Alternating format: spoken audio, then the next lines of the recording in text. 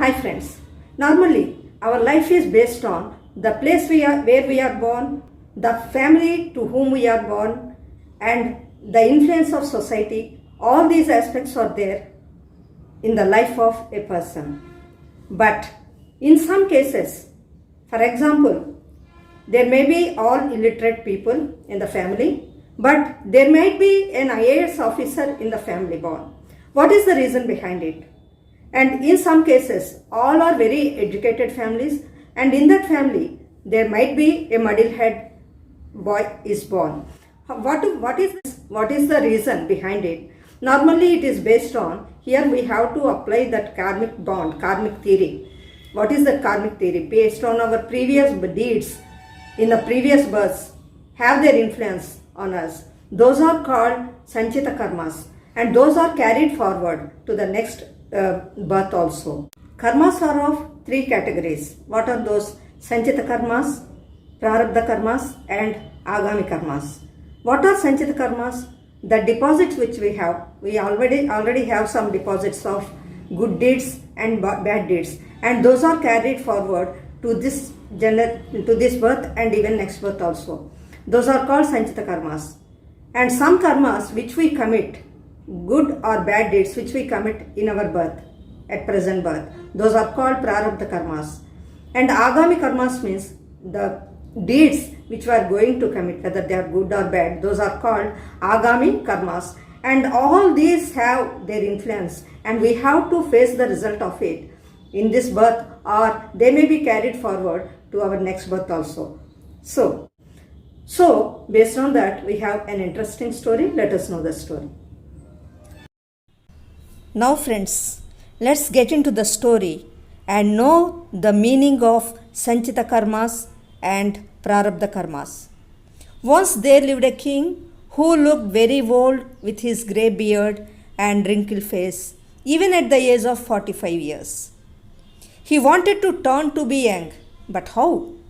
He announced a huge amount to the one who could turn him young.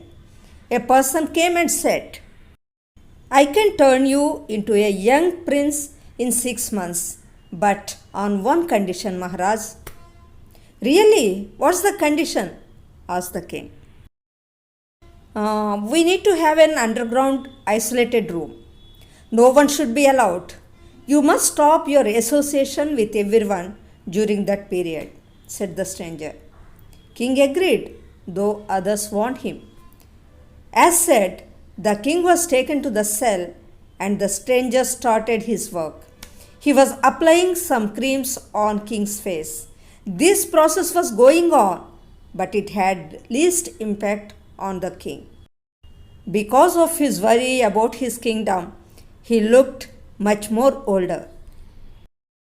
After 4 or 5 months, he killed the king and had thrown his dead body into the sea. Then he started searching for a young man who had similar features closer to the king's.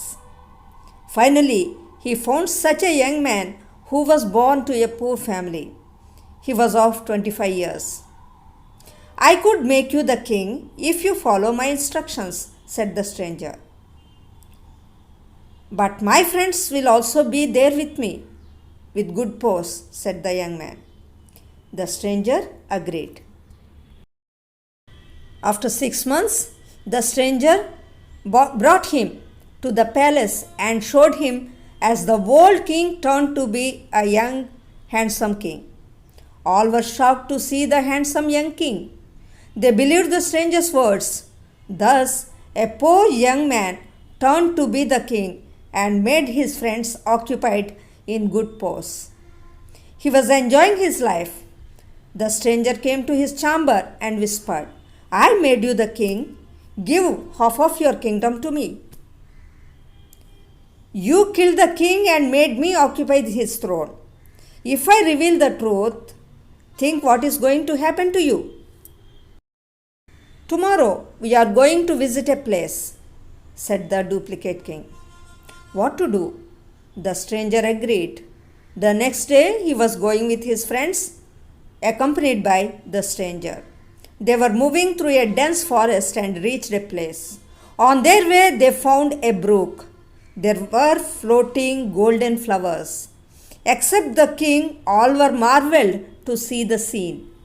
They did not understand where they were coming from. It seemed to be like a wonder world.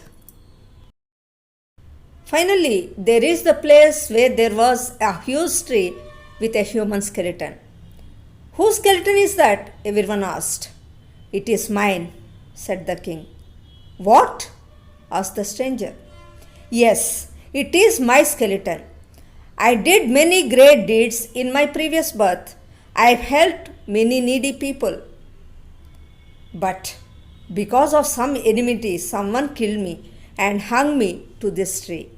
I still remembered my previous birth.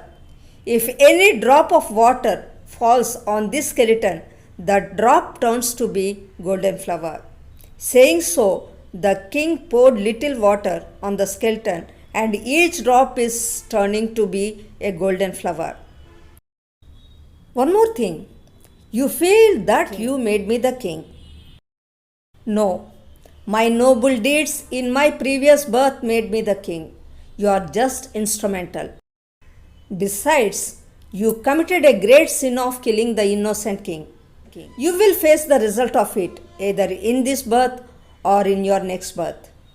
The king later revealed this fact to everyone and imprisoned the stranger. Anyway, people lost their king and accepted him as their king. They also appreciated the young king for revealing cruel nature of the stranger. Since then, the stranger was taking severe punishment every day for killing the innocent old king. He got some incurable ailment too. What do you think about this, friends? It is the result of his prarabdha karma.